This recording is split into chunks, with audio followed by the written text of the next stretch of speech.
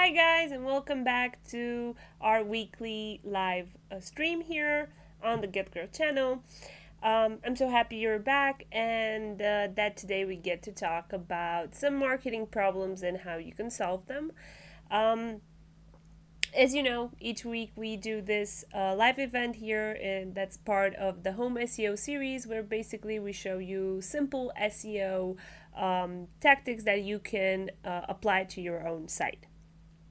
Okay, so as I was saying, today I would like to talk a little bit about some marketing problems that many small businesses I know that are facing, and particularly these problems are connected to metadata, meta information. And I want to talk a little bit about what this actually is, and then to give you a little bit of insight how I know about this information, that people are facing this, and how you can fix different aspects of this problem and different problems that you could see with this particular aspect.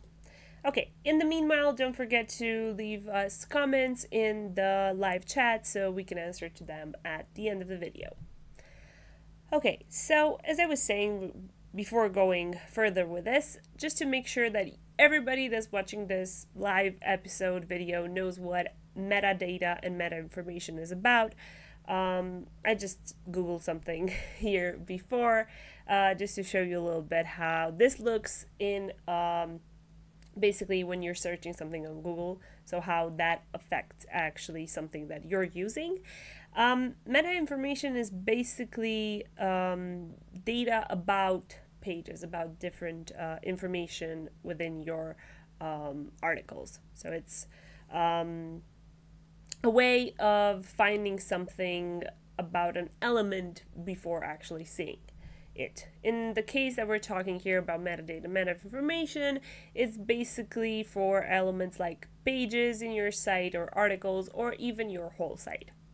And we can see it here by basically everything that we have here is meta information for a page of that particular site. So for example, for Google, the meta information is the title here that we have it for this page, and then the description that you can see here.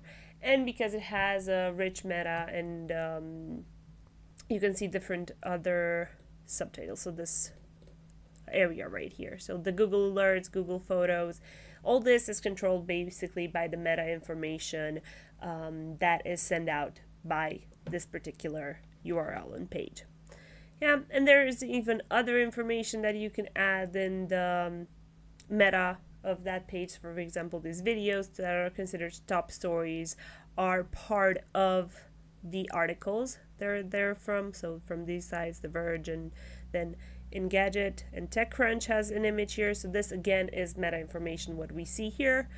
And also this part here, it's about the Google, the company. It gives you a little short description about them, the site, and the founders, and who is the CEO, and the profiles they have on different social media platforms. Sorry. Okay. So this type of information that you see here is basically a structured metadata called JSON, ILD. I've already done a video on this and showed you how you can basically establish all the information that's going to be presented here when you search on Google for your own company, organization, or even for you as a personal brand. In a past video, I'll make sure to add the card to the video so you can find it easily. Okay, so this is what meta information is. So it's the title, the description that you see before actually getting to that page or that article. So this is it, and it's really important to basically edit this and make sure that you can control it and you know what people actually see in this field, because this will basically make them click on your content or not. So they will come to you from search engines or even social media profiles based on this information that they see, because it's the first description that they see about your site. So let's search for something else. Let's just say content marketing as a whole. Okay, So yeah, so we have here this dictionary that is from Google, an ad, and then here's an article, a page from Content Marketing Institute, and again we can see the description here, and this is what is going to help us decide if we're going to click on this article or if we're going to go for the Wikipedia explanation, the modest explanation, because we're just going to look here and see like, it's a strategic content marketing approach. Is this something that I would like? This is what is the type of information that I'm searching for, or would it be something more like this because I'm searching for what is Content Marketing Institute and what is their mission? Or do I want something from Wikipedia, which is like a dictionary, like an encyclopedia on the internet? Yeah. And this information, the description, is what helps us decide whether to click on it or not. Okay, so now we know what the meta information is.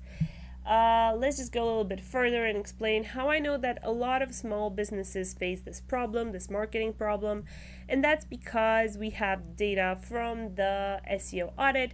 If you already have Squirrly, you probably know about this feature and what information it offers you, but there are many people that have unresolved issues in the SEO section of the audit. So basically some details that you can see here. I've done this for one of the sites that we're working on, and we have, like, as you can see, there's no meta keyword at this moment for the homepage of the site, and although it's visible for search engines, it doesn't have no duplicate, so that's good. To duplicate titles or meta tags, this includes open graph, and meta description, meta titles as well. And other information that is also connected to meta information is the empty title and the empty description. So there are many sites that have problem with this, and many small businesses that are facing this issue, and they don't really know how they can control this information. So that's why today we're going to focus on this. Now, one of the aspects that we've seen here in the audit as well is the meta duplicate. Yeah, we're not facing this problem on the site that I'm seeing the audit here for, but this can be a problem for many sites. And when it comes to duplicate meta, we can talk about it from two perspectives. So first one is that you can have duplicates for one specific page of your site.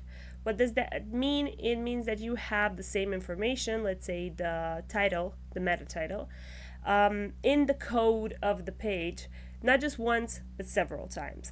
Now, if you're already using Squirrly for your WordPress site, this problem is solved because Squirrly doesn't let other themes, like your site theme, or if you're using other plugins for SEO, to put that information several times. It lets only the ones that you've set with Squirrly. So if you have Squirrly on default, that problem is solved. But there's also a different type of meta duplicates that you can have within your site, and that refers to different pages. So you have two pages and they have the same meta title, meta description, even the open graph, and from a crawler from Google, that is not okay. So it's not okay to have those pages that have the same meta information twice, and even sometimes it could happen that even the content within those pages is the same one, so that those are considered duplicates, and it's not good to have them on your site. Now, one way to make sure that the meta information is not the same for several pages in your site is to have, let's say, like a pattern that you could put on each page for the title and the description. That way, if you're using in that pattern elements that are specific to those pages, you won't have this problem, right? Yeah, but how could you do that for all your site and to make sure that you're not going to have to do it manually for each page? Well, the way that I do it is using Squirrly for our WordPress site, and basically going to patterns here. I'm already in the dashboard for Squirrly, and as you can see here, you go to patterns and we have a few settings that you can use. One of them is here, like to decide on what type of posts we're going to create this pattern for the meta information. So you can choose one from here. This is basically the home page, posts, pages, categories, and any other type of pages you would have in your site. You can also create a new one, a custom one, if you need that. But let's see for posts, for the articles that I've written for this site, let's just see what we have here and how we can customize it further. Okay, so we have for the title, so this is basically the information that you'll have on Google, just to look a little bit here. So how content marketing builds your business and / copy blogger. So this type, because the title of the article is this, and the whole meta title is with the separator and copy blogger after it. Okay, and we can basically have something similar here. What we have is like we have the title, the page, so if it has several pages, it's going to put the number of that page. Then the separator, which in our case it's this element here, you can choose it from the list. And then the site name, so in our case it's expectation marketing, because I'm on the expectation marketing site. But let's say that you would like to change this. How could you do that? Is just like by clicking on this arrow here and choosing what information you'd like to keep, and what maybe you'd like to add from the elements you have here. So for the title, I think that the actual title that you're writing for the article is a good option always. I'm just going to take the page, so just click on it, and if it's gray, it means that it's not gonna be there part of that. The separator, I'm just going to change that. I like the separator more as an element. Okay, and then the site name. So I think that this is a good option. So if you have this pattern set, that means that from now on, if you don't have articles that have the same title, you're never going to have the same meta title for pages in your site. Okay, so that's one option. You could also add other elements, like for example, name, I think. Let's just, like if you don't know any of the elements there, you can just scroll down here and see. So it displays the author's nice name, okay, so the one that you see usually on the categories, and you can add that as well. So let's say title, name,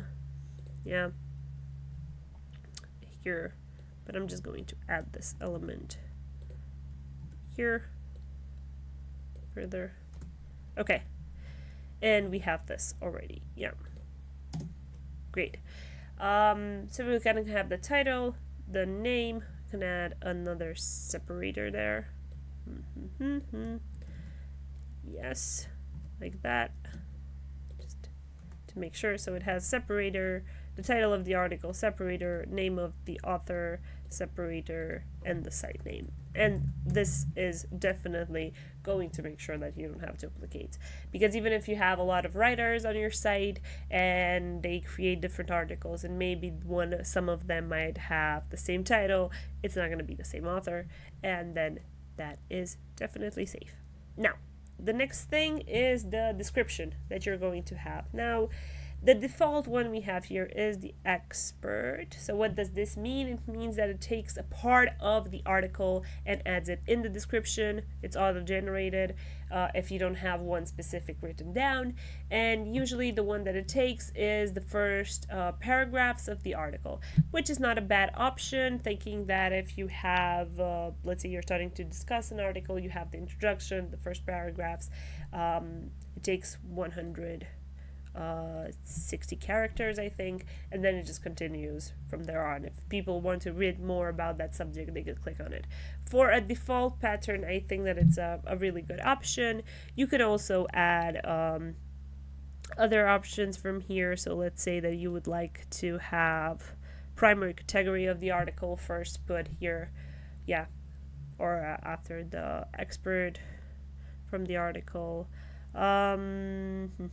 or any other information here, like the tag of the article, the parent title if it's connected to one. So you have a lot of options here, and you just have to click on them and you have your pattern. And again, as I was saying before, I'm just going to take this back. As I was saying before, if you don't know what one element refers to, you can always scroll down and find here all the descriptions for each and every element you can add in the patterns of your pages and posts. Okay, so I think we have this okay, there you have just 3 default options that you'll have for this type of articles. You're setting the defaults here, and you can always customize them, and I'll show you further on how you can do that for each specific article. So if you'd like Google to index it, this should be on yes because they're your posts and you want to add them. But if you have a custom category of articles that you're putting on your site and you don't want Google to index them, you can always switch this to no, and that whole category won't be indexed by Google. Again, passing the link juice for that article through the links that they have in that category. And also do SEO. This refers to if you want to optimize and take care of the meta with Squirrly, or if you'd like Squirrly to not take care of this type of custom post, and then you just click put it to no, and by default that category won't be SEO optimized by Squirrly, by the plugin. Okay, and this is basically how you can set them. It's a good idea to just click Save SEO after you've finished your patterns to make sure they're saved and that everything is okay. So it switches back to homepage, and here are all the categories. You can keep on working on them. I think that this particular feature is also really important for anybody that has an online shop on WordPress, either if they're using WooCommerce or they're using something different, because it could help you create a pattern for your product categories, your product tags, and even your product pages, basically, and shipping classes and everything. And that's really important to make it really easy for people to find your category and your products on Google, to have this information to make it easier to be found, basically, for the products you'd like. Okay, so that was the big elements that we talked about. So the duplicate that you could have for metas, having the pattern also helps another issue that you might have, so that is the empty titles and description, because if you have a pattern for each category, that means that there's going to be some information that will be added there within the meta when the article is published or the page is published, and that solves that as well. But I also wanted to discuss today about the next element. As I was saying, this type of information is the one that will make you decide whether you want to click on it, either if it's from a search engine like Google, Bing, Yahoo, or if it's from social media platforms like Facebook, Twitter, and so on. And that's why you want to make sure that for certain pieces, this description makes people click on them, so brings traffic to your site once they see it. Because if you don't have a good metadata, they're just going to go to the next option they have on the list. Okay, so how can you do that? Like, particularize that for one page, one article, and also how you can do that for how that article looks on different platforms. Now, as you saw, we have the patterns done, and that means that there's going to be information here in the snippet of one article. So I just opened one of the infographics we have here on the site, and I'm just going to edit the snippet. So in the snippet here, we have the information and how it's going to look on Google, and then some what the information is going to show for Facebook and Twitter. Yeah, this is a real rendering once you have the edit done here, and basically this is also available in the free version of Squirrly, so that's great because you can use this and have control over how your articles look. Okay, and then we're just going to click here, edit snippet, to edit how this particular article is going to look on search engines. Okay. We have the title here, so it contains basically the actual title of the article that we have here, up here. Yep, this one. So it's taking that one and putting it there as a meta information, so this is what people are going to see. If you'd like, you can use the pattern that we have for this type of post as well. But you can also write a different title. So let's say like this makes sense, like if people are finding it organically, infographic to be the first thing that they see. How can you attract more readers to your WordPress blog? And have it like that. And then maybe we can add in the meta, just take infographic and put it at the end. Okay, so that's a small change. But it's not the same exact information. We're going to save this and see here. Yeah?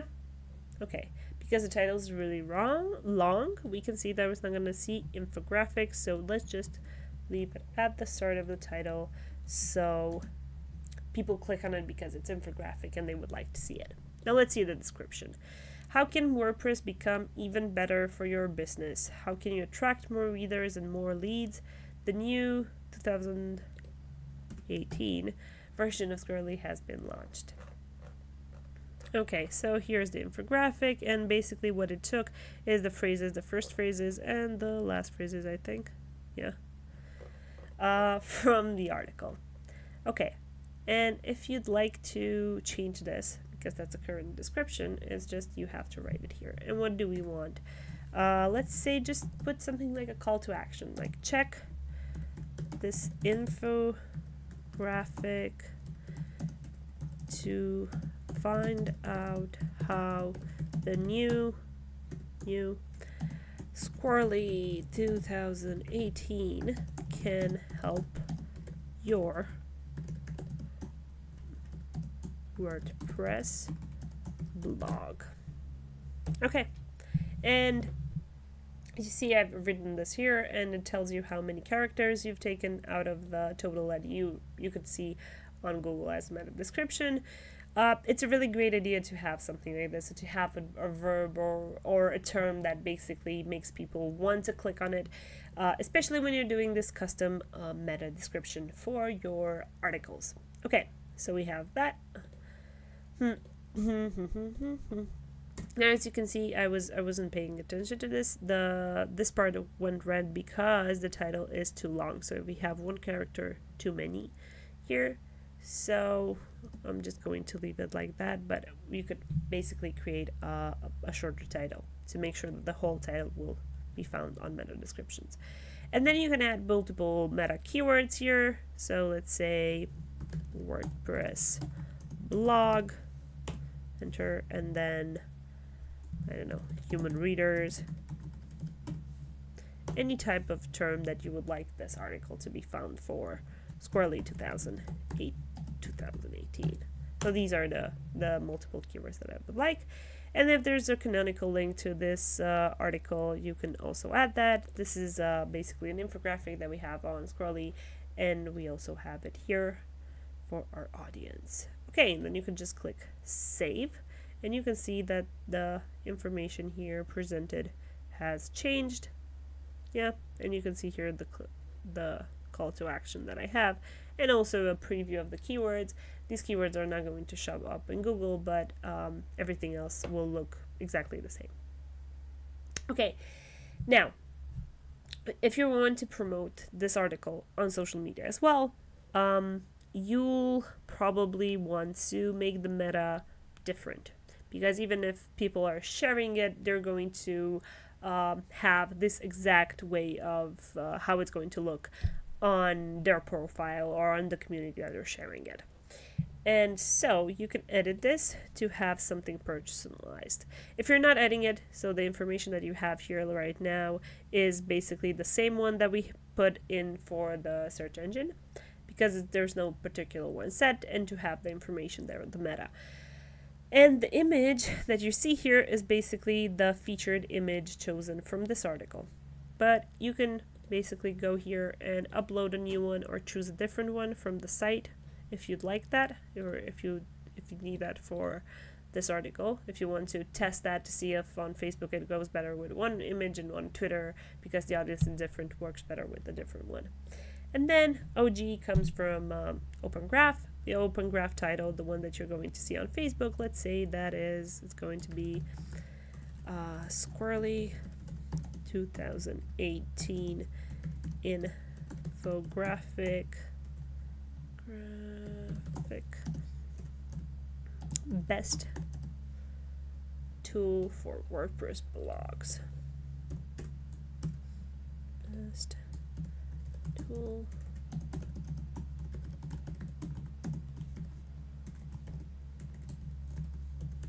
blogs. Okay, so we're just doing variations on the title.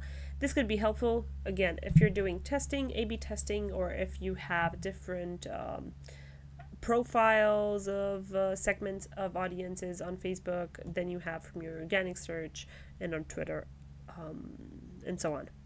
Okay, let's try on Facebook. Share this infographic with all your blogger friends. Blogger infographic, yeah. So Squirrly can help them with their WordPress blog as well. Okay. Again, so here you see, like, I have, okay, I'm just gonna delete this to be as long as it should.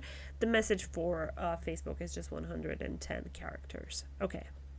And then the last thing that you can add here is the author link. So if you're the author of the article, you can just paste here the link to your profile, to your Facebook profile. So when you when someone shares it on Facebook, they're gonna have a link there, like you're the author, so it's gonna show like this article by that person, and they can actually click on the link there and get to your Facebook profile and see who it's about. So especially if you can do this for different articles that you're writing, if you're promoting yourself as a personal brand, I do recommend using this feature. And the page type, of course, this is an article, there's no reason to change that, but you can also have it for products, video, music, books, and other types of elements. Okay, and I've let the image be the same one. I'm just going to click save here. So as you see, now we have this title for Facebook, this description, and this image, which is different from what you're going to see when this article is going to show up on search engines. And then again, you can do the same thing here, upload a new image, have a different title, and then a different description for Twitter. Again, if you're not going to take care of this part of the metadata, you'll have the one from the search engines put here as a default. And again, the advanced here, you have the rest of the features. So if you'd want to be Google indexed, pass the juice from this page, or if you wanted to show up in your sitemap for crawlers to find it there in the sitemap. Okay, so that's basically it. That's how you can customize it, and that's why you should customize it. And I think that this is one of the issues that many small businesses are facing, and I know that even from the emails I've received and from the audit that people are taking even here on the expectation marketing site, because although they have a lot of content, original content, new content, because they're not taking care of this marketing problem, many times people are ignoring their content, even if it's showing up on Google, or if people are actually sharing it on Facebook and Twitter, because it doesn't have something really attractive that will make them stop and click and start reading that piece of content, because it's a presentation and it's not I don't know, clickable enough. Yeah, so this is a really great option. I also consider that it's pretty good at creating basically a different way of showcasing the same piece of content on different pieces. So that's it for today. On different platforms, yeah. So the same piece, you're presenting it in different ways on different platforms, like for example search engines, Facebook and Twitter. Okay, so now that we've discussed all about this problem and how you can fix it, that's about it for today. I'm just going to check here to see if there's anybody that has questions for me. Okay, if not, I hope to see you in 2 weeks from now again, and to discuss another great subject here on the Home SEO series. In the meanwhile, don't forget that you can find us on Twitter, where we put out Mondays and Tuesdays lots of lessons from our site, and also you can find us on Instagram with the Get Growth There you'll find different ideas from people that create marketing tools that we've presented in the Get Growth series. And also do check the Squirrly.co blog to get more insight on how to become a better marketer with the articles and resources that we offer there. Have a great weekend. Bye bye.